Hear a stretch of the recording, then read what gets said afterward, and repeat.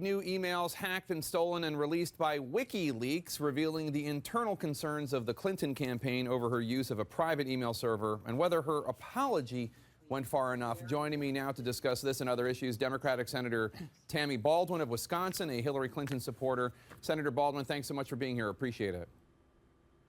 Thank you, Jake. So I want to talk to you about the WikiLeaks, but I'm not going to have a female senator on the show without getting a response to these latest charges, these latest accusations against Donald Trump for women saying that he sexually assaulted them. Your response?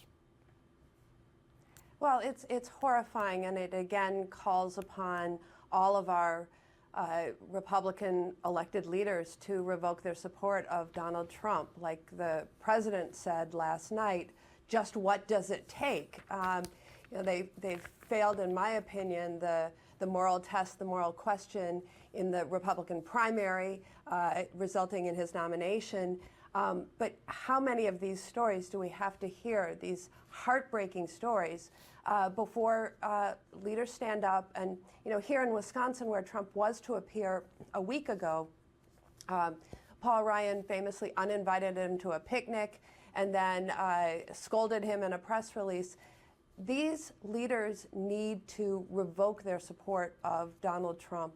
And, it shows that they're failing this moral test. What do you say to those who say that the Democratic Party, by not condemning Bill Clinton's, not his infidelities, but the accusations against him of sexual assault, that they, and I'm not talking about you because you weren't in the Senate in the 1990s, but they don't have much of a leg to stand on because they were quiet when a powerful man was accused of sexual assault in the past? Well, you had a previous guest on this hour talking about the fact that there was a trial in the House of Representatives. It was actually right before I was elected to the House of Representatives, and that the inquiry was made. It was very public. He's paid a price in terms of his reputation.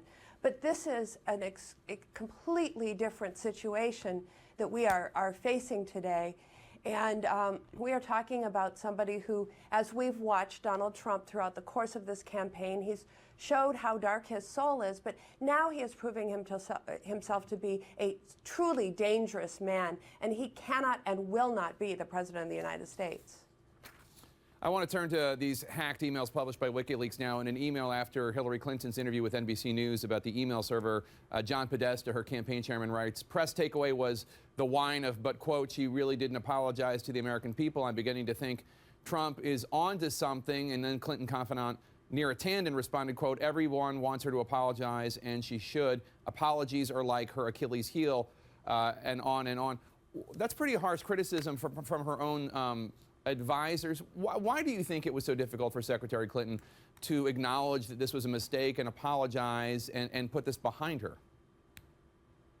Well, first of all, I want to tell you that nobody at the Wisconsin fish fries that will happen all over our state this evening are going to be talking about these WikiLeaks issues compared to the incredibly heartbreaking stories that we're hearing from women across the United States, in story after story in the last few days about Donald Trump and sexual assault, beyond his words of bragging about sexual assault. But to get to the substance of your question, I can only hazard a guess on what sort of emails are flying right now back and forth in the Trump campaign about why didn't he take a different approach in all of this. I mean, you can just imagine. But we are talking about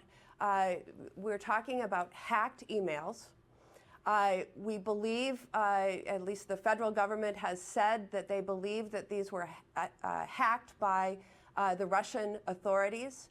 I can tell you individually, since I understand they've leaked thousands of documents of various sorts, I haven't had the time to study them, to draw any opinion about them. But, I have to question if this were a campaign playbook or correspondence that were physically stolen from a campaign headquarters, we have to treat it like that. These are things that were hacked out of, out of whether it was the campaign headquarters or people's private email accounts.